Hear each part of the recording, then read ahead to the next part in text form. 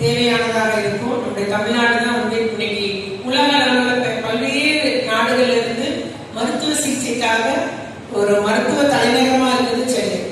அதனால அந்த அளவுக்கு மருத்துவத்துறை நம்ம முன்னேறி வருகிறோம். மக்களுடைய ஆயுஷ் நாட்கள், அதாவது ஆயுட்காலம் நீட்டிக்கப்பட்டுள்ளது. அந்த அளவுக்கு நம்ம எல்லாமே புதிய கண்டுபிடிப்புகளை ஏற்று நம்முடைய நடைமுறை கொண்டு வந்து மக்களுக்கு தரக்கூடியதுல தமிழ்நாடு முன்னணியில் இருக்கிறது என்பதை கூறிக்கொண்டு அத்துணை பேருக்கும் வாழ்த்துக்கள். இதை ஏற்பாடு செய்துள்ள அத்துணை அமைப்பாளர் ஒருங்கிணைப்பாளர்களுக்கும் என்னுடைய வாழ்த்துக்களை கூறி, மாணவர்களுக்கு மீண்டும் அத்துணை பேருக்கு என்னுடைய பாராட்டுகளை கூறி அமர்கிறேன். உங்கள் அத்தனை பேருக்கும் என்னுடைய வணக்கத்தை தெரிவித்துக் கொள்கிறேன். இங்கே இந்த அளவிற்கான போட்டிகளிலே இங்க இருக்கக்கூடிய மாணவர்கள்லாம் பல லெவல்ஸை தாண்டி தான் இங்க வந்திருக்கீங்க. அதனால இதுவே ஒரு வெற்றி தான்.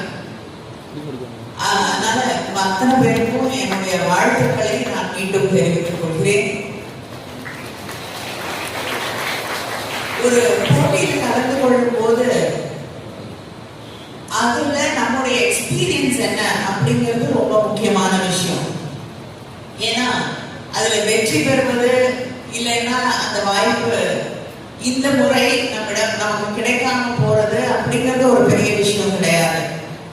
ஆனால் எல்லாத்தையும் தாண்டி நம்ம அங்க அந்த போட்டியில கலந்து கொள்ளும் போது பெறக்கூடிய அனுபவம் என்ன அப்படிங்கிறது நமக்கு பல இடங்களிலே அது உதவி செய்யக்கூடிய, உங்களுக்கு ஒரு தன்னம்பிக்கையை உருவாக்கி தரக்கூடிய ஒன்றாக இருக்கும். இப்ப நம்முடைய அடிஷனல் கலெக்டர் ஐஸ்வர்யா அவர்கள் பேசும் பொழுது சொன்னாங்க, இதே இன்ஸ்பயர் போட்டிகளிலே அவர்களும் கலந்து கொண்டு அந்த ஒரு லெவலை தாண்டி போக முடியல அப்படின்னு சொன்னாங்க. அதை தாண்டி போயிருந்தாங்கன்னா அவங்க ஏதாவது நாசால சயின்டிஸ்டா உட்கார்ந்து இருப்பாங்க, நமக்கு ஒரு நல்ல அடிஷனல் கலெக்டர் கிடைச்சிருக்க மாட்டாங்க.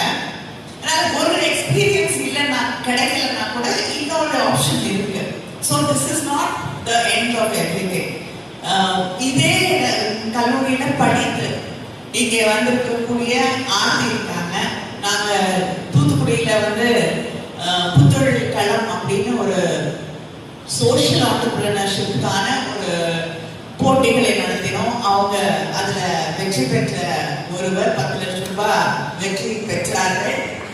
அவங்க ரொம்ப இன்னோவேட்டிவா ஒரு விஷயத்தை செஞ்சாங்க. எப்படி வந்து நாம் வேண்டாம தூக்கி எறியக்கூடிய கழிவுகளை வீசக்கூடிய பொருட்கள்ல இருந்து நம்ம உணவு வளர்க்க உணவுக்காக வளர்க்கக்கூடிய காய்